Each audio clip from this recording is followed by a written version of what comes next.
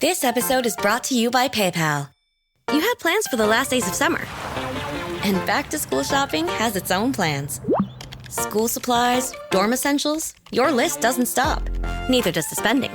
But when you pay in full with PayPal, you can pay over time. No interest, no fees. Check out with PayPal and get back to summer. Subject to approval. Learn more at paypal.com/payinfor. PayPal Inc. NMLS 910457. Low energy, unfocused, foggy? You might be dehydrated. Whether it's hot yoga, over 100-degree weather, or too much sun. Gator Light, with a specialized blend of 5 electrolytes, was scientifically designed to help move fluids into the body faster for rapid rehydration. Shop now at retailers nationwide. Gator Light hydrates faster than water. Is it in you? Symptoms noted are signs of mild to moderate dehydration. Consult a healthcare professional if symptoms persist. So good, so good, so good. New fall arrivals are at Nordstrom Rack stores now. Get ready to save big with up to 60% off brands like Vince, Steve Madden, Kate Spade New York, and Boss. Stock up on the latest trends like animal print, lace, and suede. Join the Nordy Club for free to unlock exclusive discounts, shop clearance, and new arrivals before anyone else, and so much more. Plus, you can buy online and then pick up your order at your favorite Rack store. It's fast and free. Great brands, great prices. That's why you Rack. From the Fifth Quarter Studios in Madison, Wisconsin, you're listening to Coach Unplugged. And now, your host, Steve Collins. Hey, everybody. Welcome to Coach Unplugged. I'm so happy you decided to join us. Before we jump in, I don't do this every week, but I would love if you went over, left a review, left a comment. I listen to all of those. Give me some topics. Send over to Steve at teachhoops.com. What kind of topics do you want to hear? But before we jump into today's topic, I'd like to give a big shout out to our 2 sponsors. First of all, Dr. Dish, the #1 shooting machine on the market. I've tried them all, and this is not only how innovative are, but the workouts and what I love about Dr. Dish is they give back to the community. If you follow them on Facebook, if you follow them on Twitter, they're always giving back to the basketball community. And you mentioned Coach Unplugged, they'll give you $450 off. Also, go over and check out teachhoops.com for coaches who want to get better. It is a one-stop shop for basketball coaches. It's resources, it's handouts, it's videos, it's one-on-one calls, it's office hours. It's a coach. It's a resource run by a coach for a coach. It's not an ex-coach, not someone that's been let go, not someone that's coaching part-time. This is what I do. And Teach Hoops helps me keep the bills on. It helps me put up these podcasts, 13 podcasts a week. Teach Hoops helps me be able to do that. And it's a roadmap for you to be successful. And let me help you in this great journey that we call coaching. But let's head off to the podcast. Listen, I'm fat because I eat Doritos. Okay, Right. That's why. Right. I make the choice to eat Doritos. I love them. Terrific. Right. Right. I mean, that's what I don't get. It's like, yeah. So that's your choice as a parent to sign him up. That's your choice to decide that that's more important than. Mm-hmm. I'm not telling you you have to do that, but like, yeah. No, I think taking over a program too, you gotta draw that in the sand too. That's a line in the sand, man. Because if that kid all of a sudden does that, everybody from ever is gonna know. Well, this kid got to do it. Well, so we're not going to talk for 2:38, but I love telling stories. So I actually cut a kid, a senior, and then we had a whole to do, and he got put back on the team. And I fell on the sword for that one when this whole thing went down. I said, listen, just put the kid back on the team. We don't need to. Right. So that was the first week of practice. This happened like the 3rd week of practice. And when it happened, and then we, the kid decided I'm going to play soccer. The AD came in the next morning to practice, and he said, hey, what's the deal with, the kid? And I said, he said, the mom called me. And I said, yeah. And I told them. And he's like, he had my back, but he's playing the AD side. Right. Listen, Yep. I understand I get it. his role. Yeah. But I said to him, listen, I got to have some control over the program. I got to have some say in it, a little. Right. Right. And what did he say to that? Like, he was on board with it. I think you got to spell it out and hand it out to the parents and the kids at the beginning of the year and say, sign this. Well, I didn't get the job till September, and there was a lot of so that's what I think in the off season you got to think about, because I have like an expectations team and program expectations. Some people give kids passes. I don't even give them passes. Like some coaches will say you get 3 missed practices, passes. They can't be a day before a game. Are you kidding me? There's no way you're missing a practice. But so at this other school that I worked, we had a very good program. Me and the head coach ran the AAU in the spring, and we had these kids from 6th grade on. It's a small Group 1 school here, single A school, but very successful in the state. And we had a kid who was a great kid, really good player. And his 8th grade year, his mother and father came to me and the head coach and said, listen, next winter break, when he's in 9th grade, when Jackson, a freshman, he said, we are going to Ireland to see my wife's grandmother for the last time. She's dying. You know, she lives in Ireland. But they said, we're coming to you now. We said, absolutely. We said, but Jack's going to miss 2 games in that time. Right. So he's going to be suspended for the next 2 games when he comes back. And the parents they were like, absolutely, I get it. We just wanted to let you know beforehand. Right.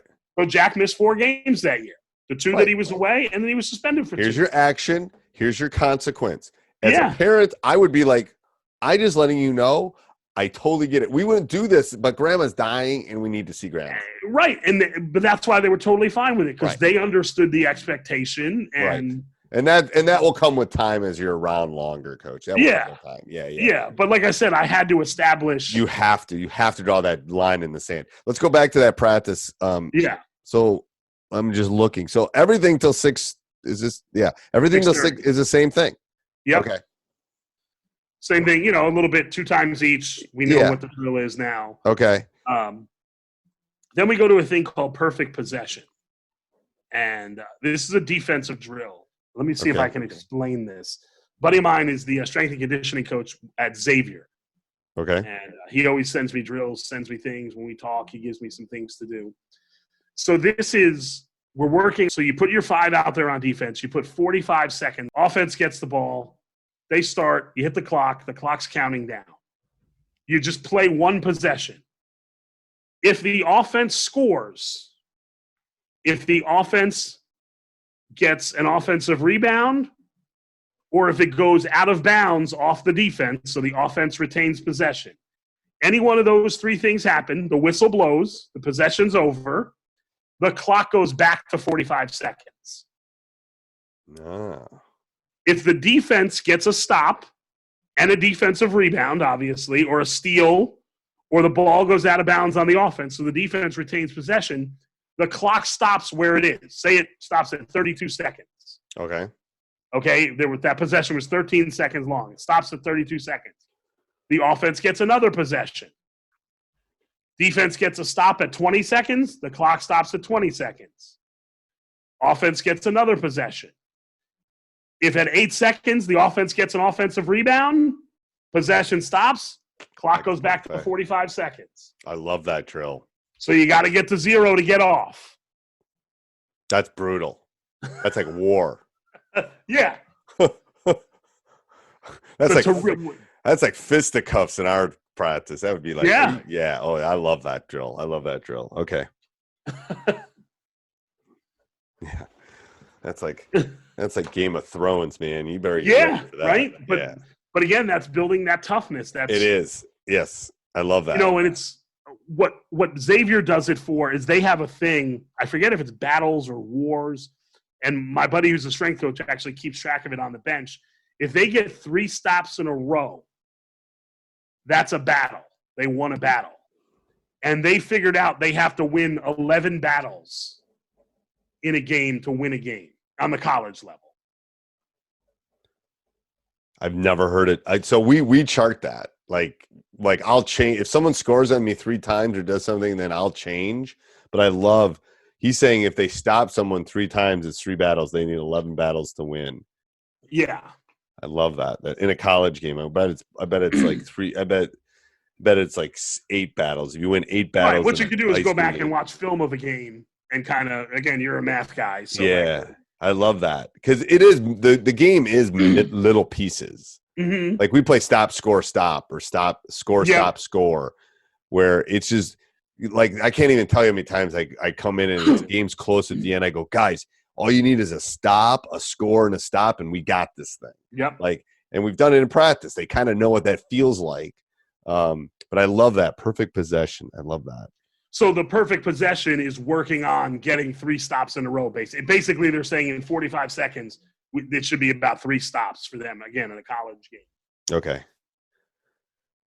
Perfect. So it's working on something that they're directly charting. So the battles they're talking about is just getting 3 straight stops. 3 straight stops is a battle. Okay. And they've got to get 11 at the collegiate level. So I'm guessing I'm gonna figure out what it is for the high school level.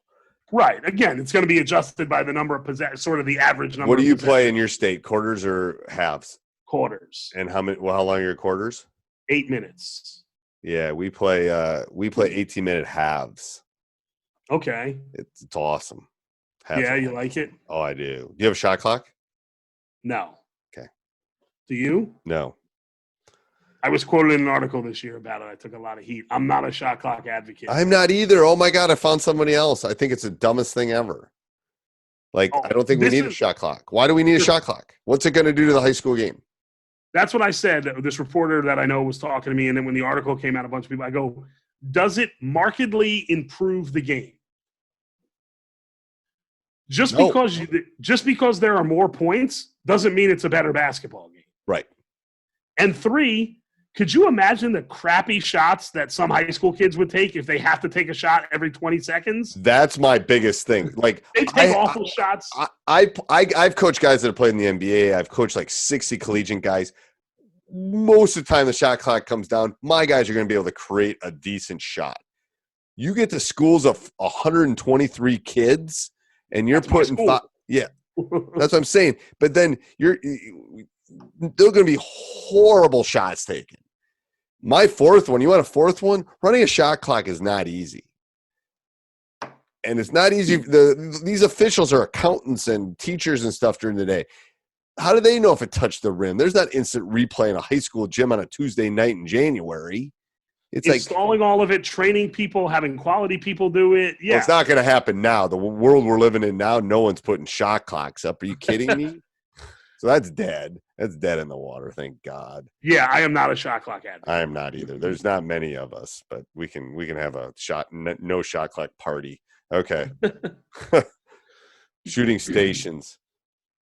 So yeah, shooting stations. We're going to do just a traditional 5-spot shooting on one side. I'm telling you, I've talked to enough coaches about. I don't get enough shots up. That's one of my kryptonites in practice. I have to work on getting more shots up for my guys. I don't. And one of the things I always say to my assistants is they shoot enough on their own. Like that's all they do when they're by themselves. Yeah, but they don't during the season. And it's like putting. When you don't do it, you lose it. That's the problem. From a former shooter, and a shooter lives in this house, when either one of us don't shoot for a while, we notice it. That's why, and it gets lost in practice planning, I think, especially late in the season. And I'm guilty of it. I'm so guilty of it. Yeah, I am too. And my one assistant yells at me all the time. Yeah, there's part of him that's right about it too. It's like if you don't shoot, you're not you can lose that skill. You're not going to be as effective. Right.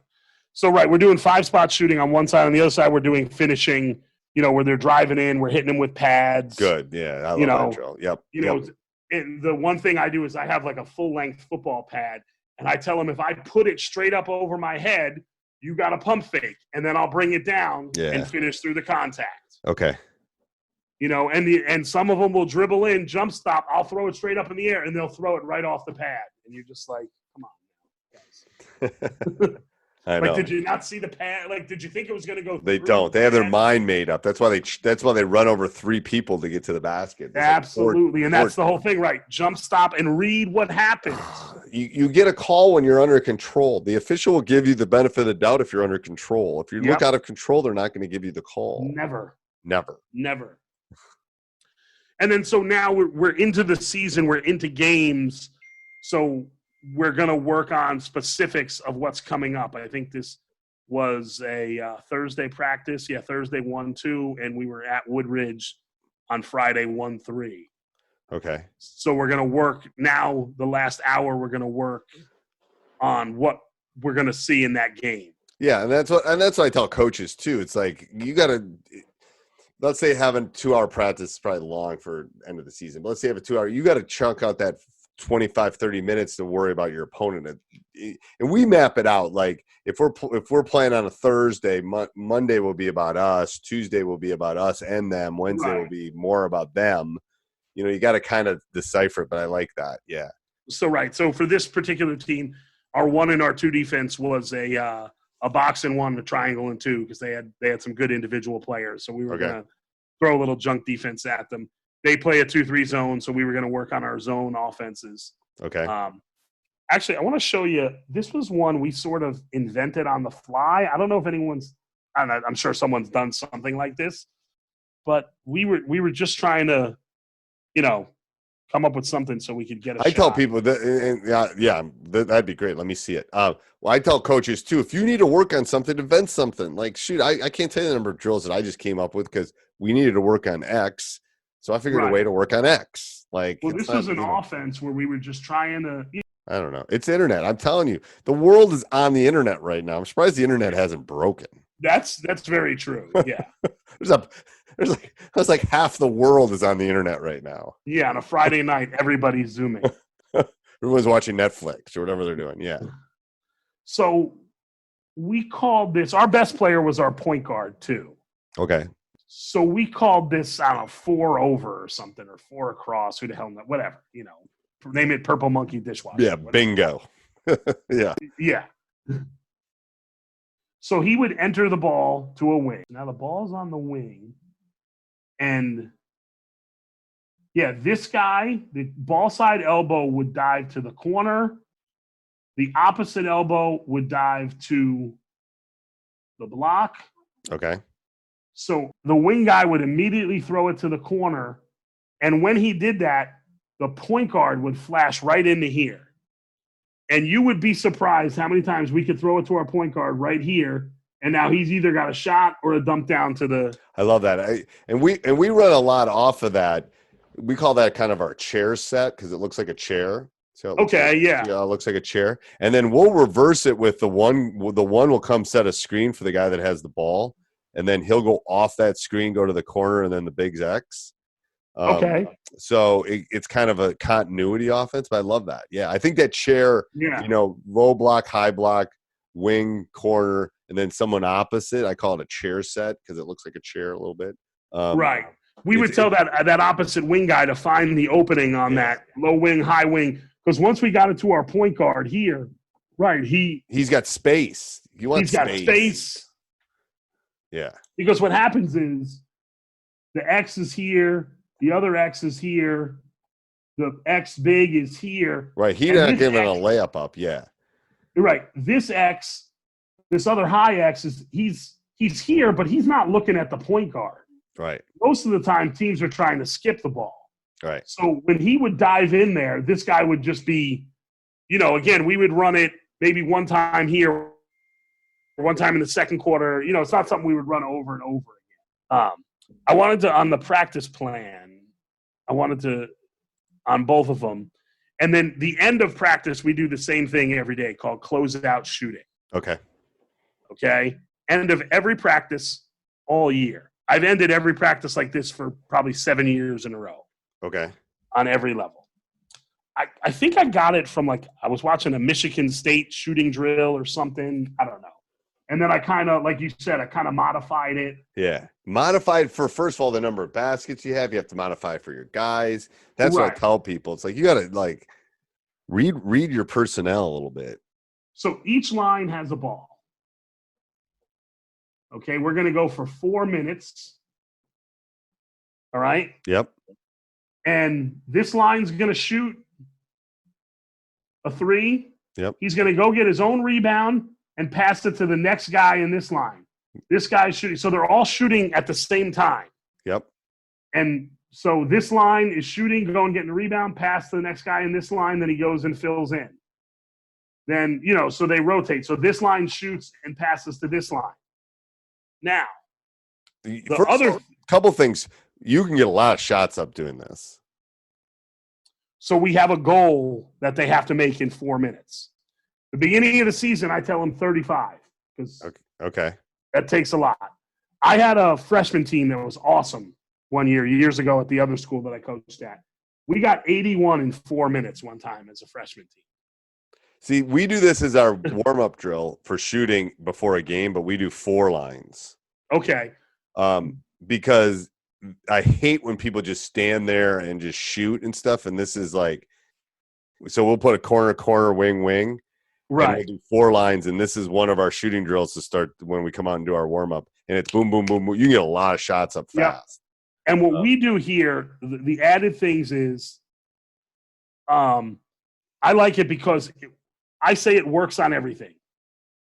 So when you shoot and you get your rebound and pass it here, the one thing we do is you have to close out.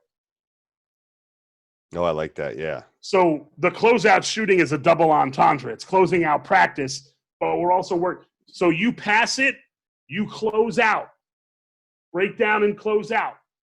Sometimes if you're a lot taller than the guy, maybe that's shooting, I'll tell him to just close out to the side.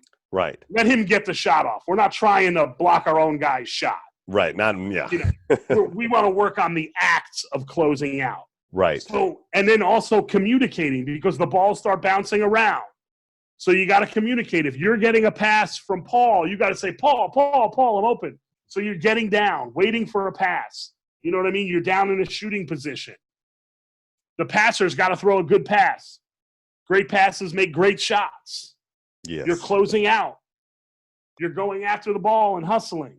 You're working as a team because the team has a goal to get. Right. If we don't get the goal, a down and back, and we go again. I love that. And you do that every day? Every day. And the total will increase throughout the year. Once they hit it, the next day it'll be 38. And then usually this year, I think we got to 55 was our goal, pretty much consistent. Consistently. Okay.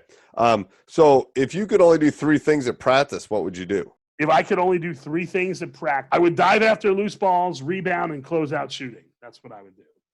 Okay. Those are the skills that you have to do those. Yep. So how do you practice plan? Now that we've seen a couple of them, like, how do you do this? Do you obviously you're consistent in your first 45, but how do you do this? Do you map out a week? Do you do it when you come home? Do you do it after practice? Do you do it in the morning? How do you practice? I'll usually do it in the morning. Well, we practice every day. Again, if you look at the practice plans, we practice every day from 5:45 to 8 at our school. The girls practice early. I can't get to my school, so it just works out easier. Okay. So I'll evaluate kind of because I'm getting home at 8 o'clock and then have some dinner or whatever. I'll think about it and sleep on it, and then the next morning I'll figure it out. And in the preseason, we tried to lay out all the things we needed to add in, like. We need to start talking about, man defense, help defense concepts. So by the 3rd day, we should start putting that in. By the 5th day, we should start with our motion offense, our 5th set, which is our 4-round-1 motion. And by the 8th day, we should have an out-of-bounds play in, and, building up to that first game to make sure that, again, we were starting completely from scratch this year. So it's trying to, yeah. You're building. All right, so let me ask a couple questions that don't have to do with practice planning that I always love to ask.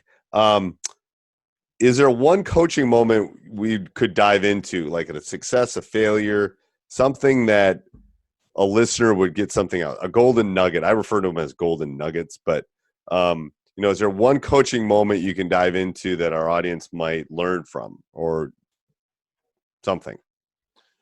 It actually comes from the parent I was telling you about that went to Ireland with that young man. And when I was applying for jobs, I had reached out to the father to write me. I wanted recommendations from kids that played for me, people that I worked with, and parents of kids that I coached. Right. And what he had said to me was really interesting because his son's team was a good team. They weren't a great team. 2 years before, I had a great team that was really an up and down team. And his son's team was definitely a decidedly more slow down team. We really didn't have a ball handler. So his son, who was our 6'4" center, actually handled the ball a lot. Okay. And I initiated the offense with him just because he was really smart, so he could get us into everything. And one of the great things he wrote in this letter, I've got it somewhere, he said, one of Coach de Blasio's greatest attributes is that he doesn't get stuck in his ways, and he formulates his coaching around the team and talent that he has. And I think that's so important for high school coaches. I do. Because we're not getting – I'm just getting what I'm getting. I'm getting who shows up to the gym. Right. You know, and listen, there are a ton of things I wanted to do this year that we didn't do because we just couldn't do them. I love that. I was listening to a podcast, when I think it was Apollo 11 where they had all the stuff in the capsule and they had to figure out how to use all that stuff to get them home. Right. Somebody just did that with ventilators. They literally went to Home Depot, figured out everything they needed at Home Depot, took it home, and then figured out a way to make ventilators. How to make a ventilator? From the stuff you could get at Home Depot. Like, it's problem solving. It's I love that. It's so if you could describe your coaching philosophy, how would you describe your coaching philosophy? Overall, I think, and if you listen to my podcast, we talk a lot about this. My friends are much in this, but I am too, is what is our mission? Hey, everybody. I hope you're enjoying this. Make sure if you want to hear more, go over and check out teachhoops.com for coaches who want to get better. If you want to hear other podcasts, go over and check out High School Hoops and Teacher Side Gig by Coach Collins. And subscribe, like, review all of them. 5-star reviews would be nice. Have a great day.